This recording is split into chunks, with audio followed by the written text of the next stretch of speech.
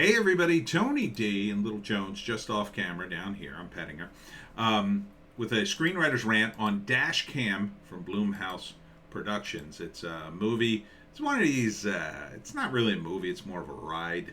It's more like one of these things. Back in the day, at Six Flags Great Adventure, they would have one of these deals where you'd go into a theater. It'd be the big giant screen wrapped all the way around. They'd show you roller coaster footage and make you like, oh, whoa. It's kind of like that. I mean, there is a plot, but there's kind of not a plot. It's more of a wild ride. And they're not unentertaining. I liked, what was it? The Henry movie. I forget what it was called. This is from Rob Savage. I don't know him. 2020's breakout hit Host. Did I see that movie? Did I talk about that movie? I don't remember it.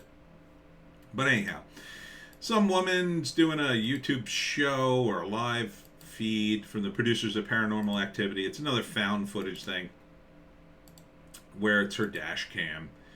And I guess she keeps taking the camera with her wherever she goes because she goes into a bunch of buildings and horrible things just keep happening to her. It starts off with her. Oh, that was kind of cool. It starts off with her picking up a fare, and some woman gives her a ton of money to take her friend somewhere, and turns out her friend's in a lot of trouble, and I don't know, horrible things happen. Horrible things, one after another, just keep happening. So here's a guy, woman, I can't even tell, stuck in the back seat, and then the car hits him in June 3rd. Is it gonna be good? Look, this is the kind of movie, if you're a teenager, you're in high school or college, you and your friends go on like a group date and you go see Dashcam. That's the kind of movie it is. You go see it, and then afterwards you go out to a bar or like a pub type situation.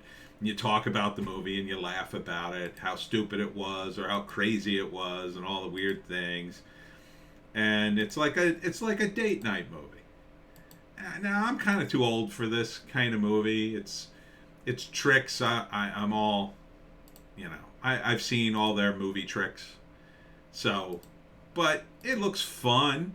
It looks like it would be interesting at least, to watch visually. A bunch of crazy things, one after another, happening.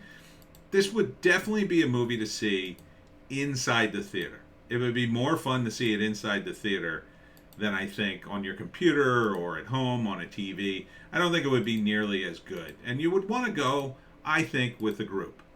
I think you want to go with a group of people. I mean, they call it a bonkers splatterfest. So, yeah, it's really not for me. I don't want to see splatter. I think it could be a fun movie.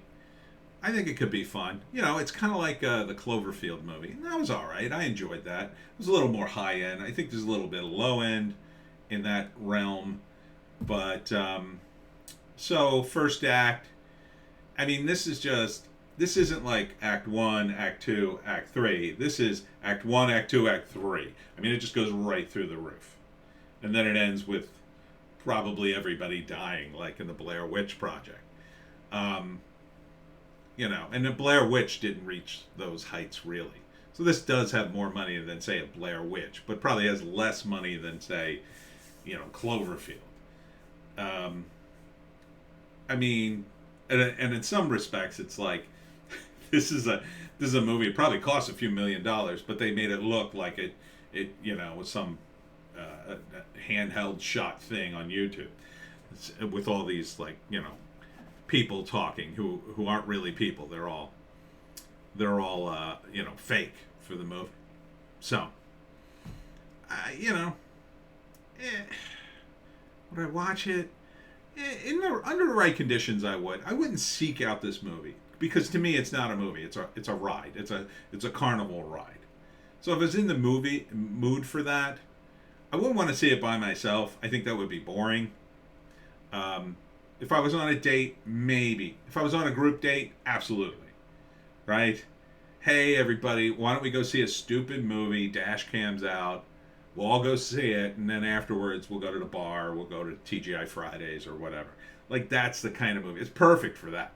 It's absolutely perfect for that because it gives you stuff to talk about, and because there'll probably be all sorts of crazy things, and But from a screenwriting standpoint, it's just the guys who wrote this. This could very well be like a group screenwriter thing where it's just, the screenwriter, a bunch of people sitting in a room going, all right, let's do this crazy scene. Oh, yeah, okay, wait, we'll put that later in the movie because that's a little too crazy. I have the scene where they're attacked by dogs or whatever. I didn't see any dogs in this, but you know what I'm saying. Like, a guy comes out of the woods, he looks like a zombie, but he's not. And then, stuff like that. You'd pitch all that, you'd like string it all together. It wouldn't be that you'd have this super strong narrative with a super revelation at the end for the character, right? It would just be reacting. You know what it reminds me of? Tinder has these things. Yeah, I'm on Tinder. Has these things where you're like, they're like choose your own adventures, swipey adventures, kinda, and you're supposed to like, according to your choices, you get matched with people sometimes. I don't know, it's stupid. But they're kind of like that. They're kind of like almost choose your own adventures, except in this, you're not going to choose. It very well could have been an internet thing. I mean, it feels very much like an internet thing. This was like in vogue sometime in the 2010s, maybe early 2010s, a little before that. I wrote a few of them. I wrote chat stories for ZMAD, where the story would just be in chat and you would read it. And this would be something you'd watch on YouTube, and maybe it would be choose your own adventure, or maybe it would just be straight up, something that was written and then transferred from a message board into a production and a series of videos, and then maybe they remake it into something like this, or maybe this is the sequel to the original one that was hot, something like that. It's very multimedia, so I think it appeals to a younger audience. So I think they nail that part of it. It's certainly not woke. It doesn't appear to be. If they throw any woke stuff in there, it'll just go right by you because it's like, that's not what the movie's about. It's about, it's about scaring you. It is like sitting in one of those little cars and going through the haunted house, and then animatronic robots jump up every once in a while and scare you and your date. You go, whoa, and you laugh, and then you make out, and it's a great night. So, Dashcam, yeah, found footage horror, which is a subgenre. Did we have a date on this? I already forgot. June 3rd. June 3rd, in theaters and on demand. I recommend in theaters. And that's it for me, Tony D. Little Joan. Check us out on Odysee, Bitchute, and Rumble for a more base takes. Very base takes, right, Little Joan? And we'll see you